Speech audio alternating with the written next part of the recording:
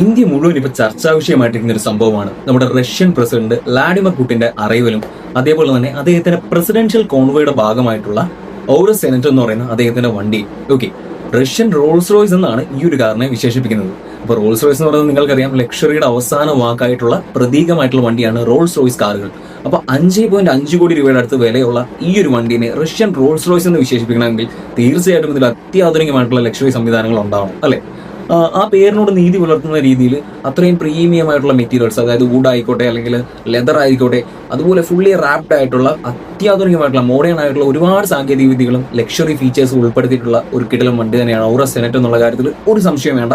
അതിന്റെ ഫോട്ടോസും വീഡിയോസും ഒക്കെ ഓൺലൈനിലുണ്ട്, നിങ്ങൾക്ക് നോക്കിയാൽ മനസ്സിലാവും. പക്ഷേ ഈ ഒരു കാറിനെ വിലപിടിപ്പുള്ളതാക്കുന്നത് അല്ലെങ്കിൽ ഇത്രയും പ്രത്യേകതയുള്ളതാക്കുന്നത് ഒരിക്കലും ഈ വണ്ടിയുടെ ലക്ഷറി ഫീച്ചേഴ്സ് അല്ല, മറിച്ച് ഇതിന്റെ സേഫ്റ്റി ഫീച്ചേഴ്സ് ആണ്. ലോകത്തിലെ തന്നെ ഏറ്റവും പവർഫുൾ ആയിട്ടുള്ള ഒരു മനുഷ്യനാണ് വ്ളാഡിമിർ പുടിൻ എന്ന് പറയുന്ന ലീഡർ, പ്രസിഡന്റ് അല്ലെങ്കിൽ നേതാവ് എന്ന് പറയുന്നതാണ്. നമ്മുടെ അമേരിക്കൻ പ്രസിഡന്റിനെ പോലെ ഒരുപക്ഷെ ഇന്ത്യൻ പ്രസിഡന്റ് അല്ലെങ്കിൽ ഇന്ത്യയുടെ പ്രൈം മിനിസ്റ്ററായ മോദിക്ക് പോലും അത്രയും സെക്യൂർ ആയിട്ടുള്ള ഒരു വണ്ടി ഇല്ല എന്നുള്ളത് നമ്മൾ മനസ്സിലാക്കണം. കാരണം റഷ്യയുടെ പ്രസിഡന്റായ വ്ളാഡിമിർ പുടിൻ ഏത് കൺട്രിയിൽ പോയാലും ഈ ഒരു കാർ കൂടെ ഉണ്ടാവും. അദ്ദേഹത്തിന്റെ പേഴ്സണൽ കോൺവോയുടെ ഭാഗമായിട്ടുള്ള അദ്ദേഹം സഞ്ചരിക്കുന്ന വണ്ടി എന്ന് പറയുന്നത് തീർച്ചയായിട്ടും ഈ ഒരു വണ്ടിയാണ്, ഓറസ് സെനറ്റ് എന്ന് പറയുന്ന വണ്ടിയാണ്.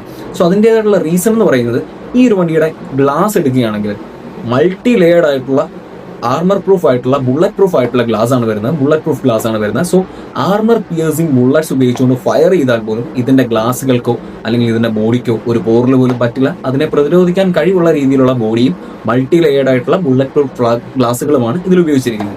അതുകൂടാതെ ഒരു ഗ്രനേഡ് എടുത്തിട്ട് പൊട്ടിച്ചാൽ പോലും ഇതിന്റെ ബോഡിക്ക് ഒന്നും സംഭവിക്കില്ല, അല്ലെങ്കിൽ കാര്യമായ കേടുപാടുകൾ സംഭവിക്കില്ല എന്നുള്ള രീതിയിലുള്ള അല്ലെങ്കിൽ അത്രയും ക്വാളിറ്റി ഉള്ള രീതിയിലുള്ള ബോഡിയാണ് ഇതിന് വരുന്നത്.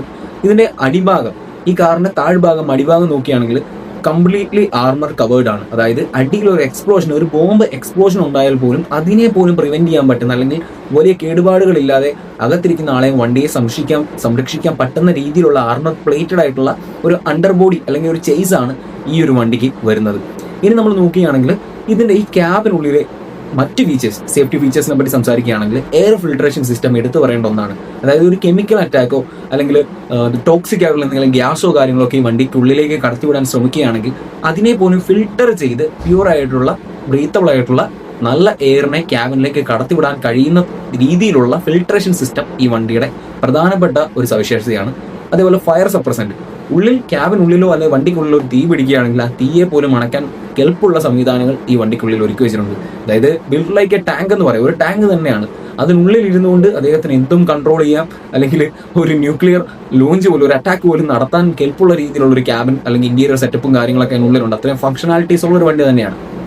പിന്നെ ഈ ഒരു വണ്ടിയെ പറ്റി പറയാനുള്ള മറ്റൊരു കാര്യം എന്ന് പറയുന്നത്, ഇത്രയും ഫീച്ചേഴ്സ് വരുമ്പോൾ തന്നെ നിങ്ങൾക്ക് ഊഹിക്കാം ഈ വണ്ടിക്ക് അത്യാവശ്യം നല്ല വെയിറ്റ് ഉണ്ടാവും. ഇപ്പം നമ്മൾ ഓർക്കും 2000, 3000, 4000 ഒന്നുമല്ല, ഒരു 6000 കിലോഗ്രാമിന് മുകളിൽ ഭാരമുള്ള വണ്ടി. 5.5 കോടിയുടെ വണ്ടി എന്ന് പറയുമ്പോൾ, അല്ലെങ്കിൽ ഇത്രയും മെറ്റീരിയൽസ്, ആർമർ പ്രൂഫ് ആയിട്ടുള്ള അല്ലെങ്കിൽ ഈ പറഞ്ഞ ബുള്ളറ്റ് പ്രൂഫ് ആയിട്ടുള്ള ഗ്ലാസ് എന്ന് പറയുമ്പോൾ പോലും ഈ ഒരു വണ്ണം എന്ന് നിങ്ങൾ എക്സ്പെക്ട് ചെയ്യരുത്. ബുള്ളറ്റ് പ്രൂഫ് ഗ്ലാസിന് ഏകദേശം ഈ ഒരു തിക്നസ് തൊട്ട് ഈ ഒരു തിക്നസ് ഒക്കെ വരാനും ഡിപ്പെൻസ് അപ്പോൺ ദ എന്താ പറയുക ആ ഒരു പ്രീമിയം ഫീച്ചേഴ്സും കാര്യങ്ങളും ഒക്കെ എടുത്തു പോകുമ്പോൾ. അപ്പോൾ അത്യാവശ്യം നല്ല തിക്കായിട്ടുള്ള ഗ്ലാസുകളും ബോഡിയും കാര്യങ്ങളൊക്കെയാണ് ഇതിൽ വരുന്നത്. അത്യാവശ്യം നല്ല വെയിറ്റ് ഉണ്ട്, എഞ്ചിന് തന്നെ നല്ല വെയിറ്റ് വരും.